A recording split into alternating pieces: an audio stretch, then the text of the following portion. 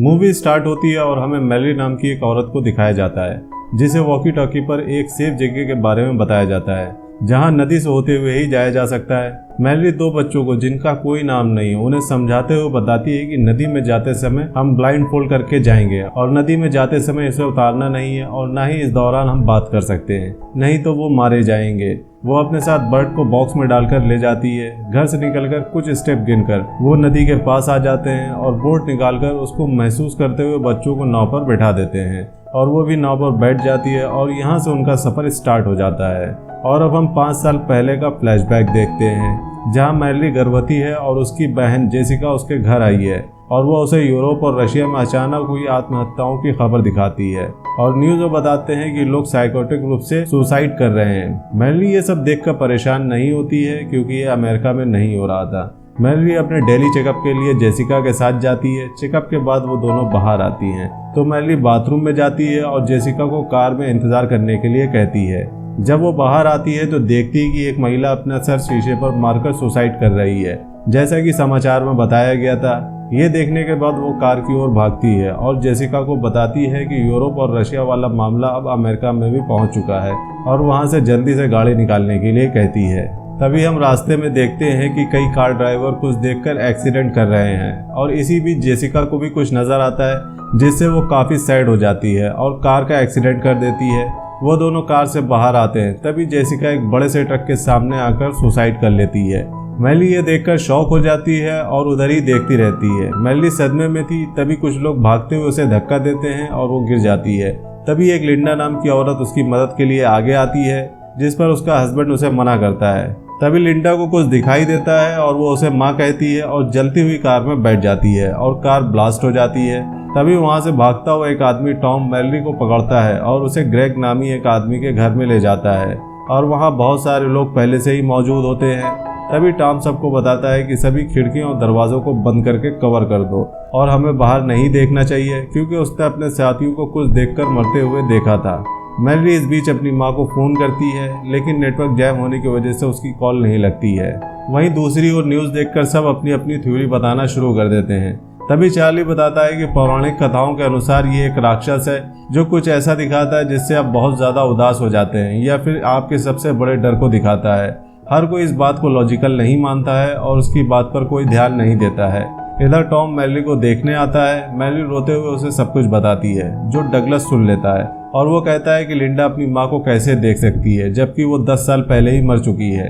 Next day सभी लोग living room में बैठकर सप्लाई के कम होने का हल ढूंढ रहे थे। तभी कोई डोर को नॉक करता है लेकिन डगलस टॉम को दरवाजा खोलने से रोकता है लेकिन मैरी उसे गन पॉइंट पर रोक लेती है और टॉम सभी को आंखें बंद करने के लिए कहता है और ओलंपिया नाम की एक औरत को अंदर लाता है। ओलंपिया बताती है कि उसका पति एयरफोर्स के लिए गया था और ओलंपिया घर में बंद थी और गर्भवती होने के कारण उसने सभी सप्लाई को खत्म कर दी थी।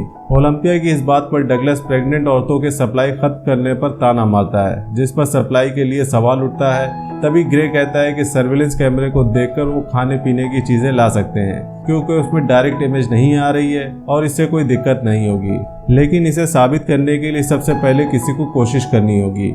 इसे ग्रे खुद ही ट्राई करना चाहता है और वो अपने आप को चेयर से बांधकर स्क्रीन को देखने में लग जाता है जबकि बाकी सब कमरे से बाहर आ जाते हैं और ग्रे स्क्रीन को ध्यान से देखने लगता है। तभी उसे कुछ दिखाई देता है और उसकी आंखों में सैडनेस आ जाती है और हर किसी को कमरे में से जोर जोर से सर को पटकने की आवाज सुनाई देती है और सभी लोग फौरन उधर पहुंचते हैं और देखते हैं कि ग्रे ने टेबल पर सर मार मार कर आत्महत्या कर ली है। सभी लोग आंखें बंद करते हैं और स्क्रीन को नष्ट कर देते हैं और वो सभी उदास हो जाते हैं और वहां से चले जाते हैं। अब सीन शिफ्ट होता है और हमें प्रेजेंट में दिखाया जाता है।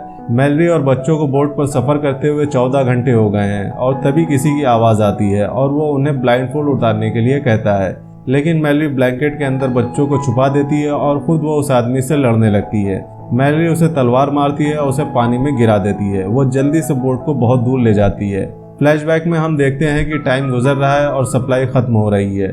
चार्ली सुपरमार्केट में काम करता था इसलिए वो सबको सुपरमार्केट की लोकेशन बताता है और वहाँ हमें सारी सप्लाई मिल जाएगी। सभी लोग सुपरमार्केट जाने के लिए एग्री करते हैं और ग्रुप में जाने का प्लान बनाते हैं लेकिन उससे पहले वो कार की खिड़कियों को बाहर से काले रंग का पेंट करते हैं और अंदर वो न्यूज़पेपर लगा देते हैं। फिर लूसी, चार्ली, डगलस, टॉम और मैरी जीपीएस के जरिए सुपरमार्केट के लिए निकलते हैं। तभी उन लोगों को जीपीएस के जरिए एक परछाई दिखाई देती है और उसका शैडो भी दिखता है। तभी टॉम कार की स्पीड बढ़ाता है और सुपरमार्केट पहुंच जाते हैं और वहां सभी लोग ब्लाइंड फोल्डेड अंदर जाते हैं और सभी खिड़की दरवाजे बंद करके ब्लाइंड फोल्ड हटाते हैं और सामान इकट्ठा करने में लग जाते हैं। मैरी वहां से बर्ड को भी ले लेती है।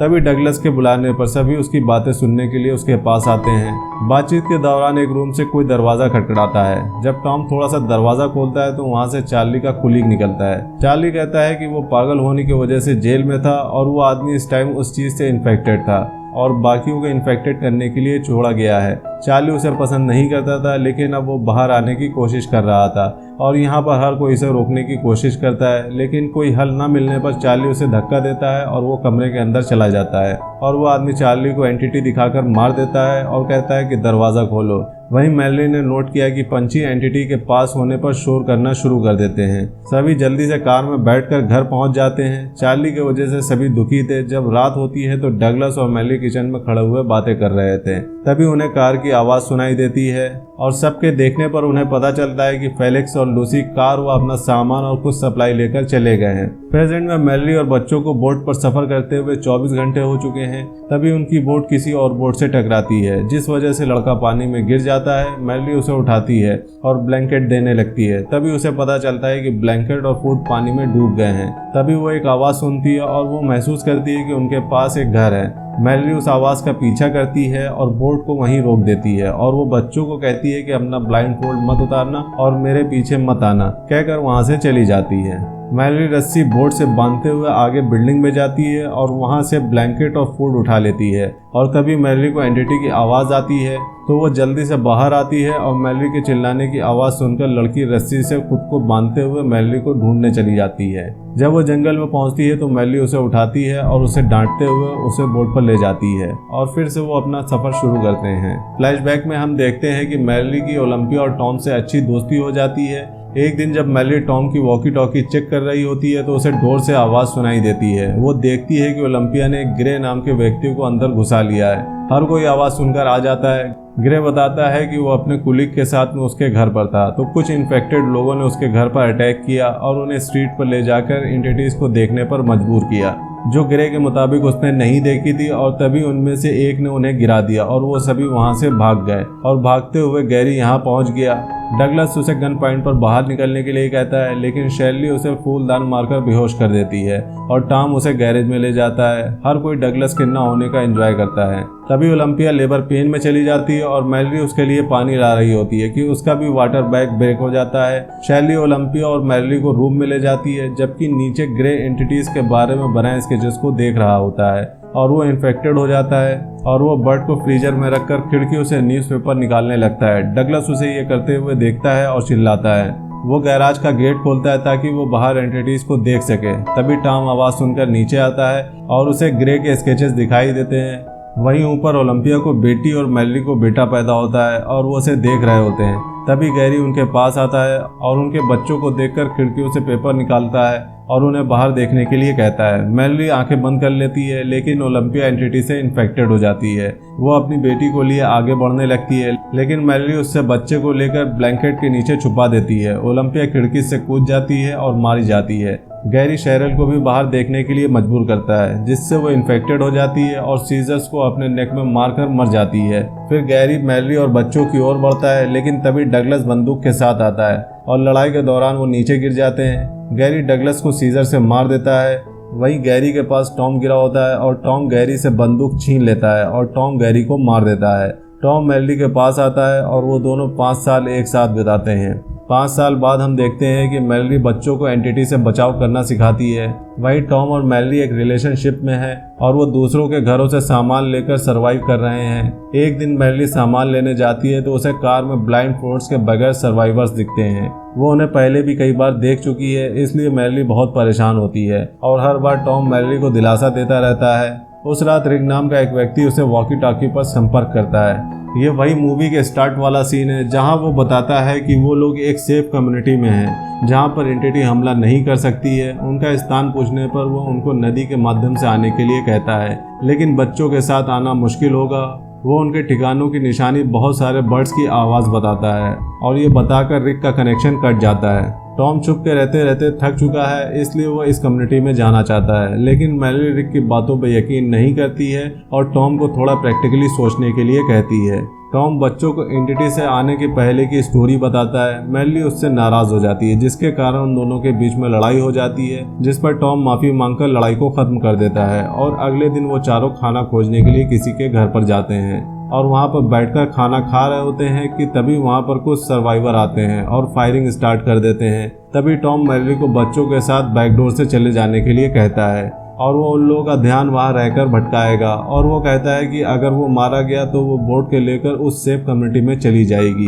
यह कहकर दोनों अलग अलग दरवाजे से निकल जाते हैं। टॉम आंखों से पट्टी को हटा देता है और उन्हें मारना शुरू करता है। तभी वो उस एंटिटी से इन्फेक्टेड हो जाता है और आखिरी व्यक्ति को मारकर खुद को भी गोली मार लेता है और गन शॉट की आवाज सुनकर मैरी समझ जाती है कि टॉम मारा गया और वो बच्चों के साथ घर आ जाती है और वो टॉम की डेथ पर बहुत रोती है। प्रेजेंट में हम देखते हैं कि बोट पर सफर करते हुए उसे 48 घंटे हो चुके हैं। मैरी बच्चों से कहती है कि अभी एक झरना आएगा और तुम में से किसी एक बच्चे को रास्ता देखने के लिए आंखों की पट्टी हटानी होगी और वो ये खुद इसलिए नहीं कर सकती क्योंकि अगर वो एंटिटी से इन्फेक्टेड हो गई तो बच्चों का क्या होगा। मैरी सोच में बैठे हुए सफर तय करती है और झरने के आने से पहले तक ये तय नहीं कर पाती है कि इस बच्चे का ब्लाइंडफोल्ड हटाना चाहिए और वो ये तय करती है कि कोई भी ब्लाइंडफोल्ड नहीं हटाएगा और इस तरह से सभी झरने से होते हुए निकल जाएंगे और जब लहरें आती हैं तो उसकी बोट झटके खाते हुए आगे बढ़ रही होती है और तभी बोट उलट जाती है जिससे तीनों पानी में गिरकर अलग हो जाते हैं। मैरी बच्चों को ढूंढने की कोशिश करती है।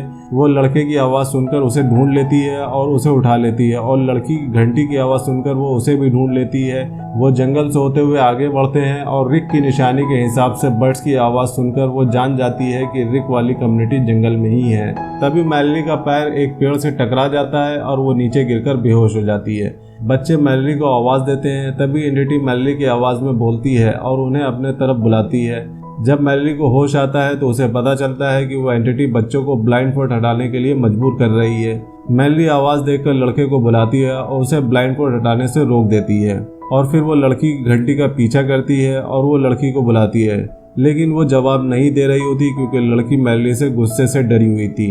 मैरी उसे शांत करने के लिए टॉम की अधूरी कहानी पूरी करती है तो लड़की उसके पास आ जाती है और मैरी दोनों को बर्ड्स की आवाज़ को फॉलो करने के लिए कहती है।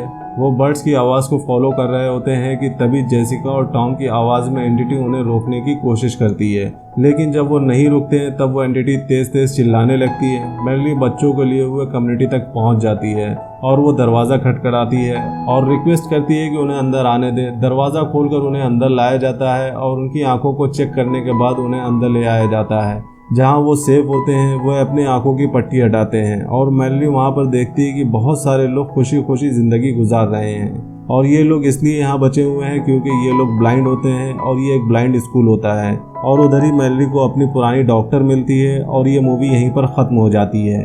अगर मूवी का एक्सप्लेनेशन पसंद आया हो तो वीडियो को लाइक करिएगा, चैनल को सपोर्ट करने के लिए सब्सक्राइब करिएगा ताकि हम आपके लिए ऐसे इंटरेस्टिंग मूवीज़ के एक्सप्लेनेशन लाते रहें। मिलते हैं नेक्स्ट मूवी एक्सप्लेनेशन वीडियो में, तब तक के लिए बाय बाय।